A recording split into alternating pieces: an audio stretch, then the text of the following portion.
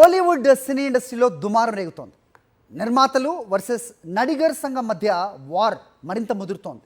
తమిళ film producers council తీసుకున్న సంచలన నిర్ణయంపై నడిగర్ సంఘం తీవ్ర అభ్యంతరం వ్యక్తం చేస్తోంది. ఆగస్టు 15 తర్వాత కొత్త సినిమా షూటింగ్స్పై ఏవి స్టార్ట్ చేయకూడదని నవంబర్ 1 నుంచి షూటింగ్స్ బంద్ చేయాలని డిసైడ్ చేసింది. అయితే ఈ నిర్ణయాలపై నడిగర్ సంఘం ఆగ్రహం వ్యక్తం చేస్తోంది. ఎలాంటి ముందస్తు సూచనలు సంప్రదింపులు లేకుండా నిర్ణయం తీసుకోవడంపై అభ్యంతరం వ్యక్తం చేస్తున్నారు.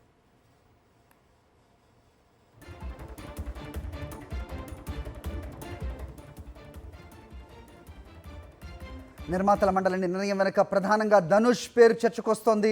నిర్మాతల నుంచి ఆయన అడ్వాన్సులు తీసుకుని సినిమాలు చేయటం లేదు అనే ఆరోపణలు వినిపిస్తున్నాయి. అడ్వాన్సులు తీసుకున్న వారి నుంచి కాకుండా కొత్త వారికి సినిమాలు చేస్తున్నారని నిర్మాతలు ఆరోపిస్తున్నారు.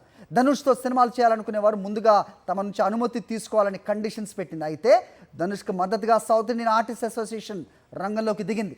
ధనుష్ మీద ఇప్పటివరకు ఎలాంటి కంప్లైంట్స్ లేవని, ఇరు వర్గాలు కూర్చొని చర్చించుకుంటే సమస్య పరిష్కారం అవుతుందని సూచించింది.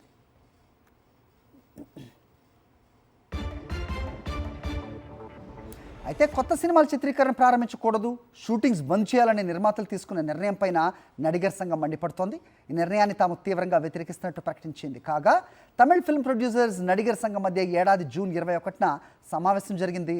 2007లో ఇరు వర్గాల మధ్య జరిగిన ఒప్పందాన్ని అమలు చేయాలని నడిగర్ సంఘం కోరింది.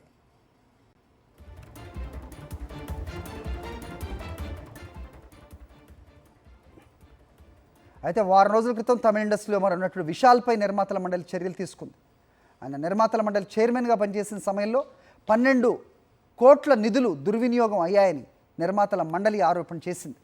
ఆయన సినిమాలపై కొన్ని ఆంక్షలు విధించింది. విశాల్తో ఎవరు సినిమాలు చేయకూడదని అల్టిమేటం జారీ చేసింది. ఇందుకు విశాల్ కూడా అదే రేంజ్లో కౌంటర్ ఇచ్చారు.